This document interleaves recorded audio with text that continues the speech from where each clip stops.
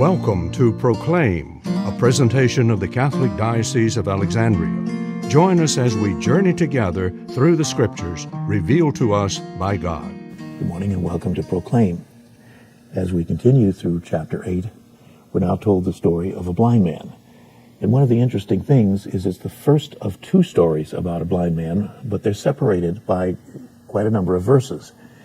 And when that particular technique is used, it's usually an indication that what's being bracketed by two similar stories is intended to draw our attention.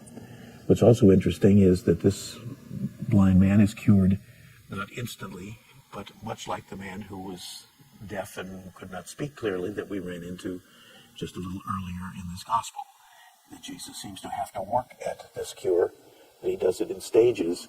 And so once again, we find a different dimension of Jesus' ministry than we generally are accustomed to. It says, when they arrived at Bethsaida, they brought to him a blind man and begged him to touch him. Again, the notion of touch in ancient times was often part of a healing ministry, regardless of who was doing it or what the actual details of it were. And so this in itself is not surprising. What is perhaps encouraging is that the crowds and a lot of the others that encounter Jesus seem to have no problem expecting him to be able to do marvelous things, in contrast to what we've seen so frequently about his closest disciples, the ones who spend day after day with him. But nevertheless, he does a very similar thing as he did with the man who was in need of healing for hearing.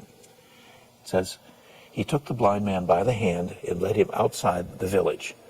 He did the same thing with the other man. He took him outside of the crowd. This program was brought to you by Antoon Enterprises.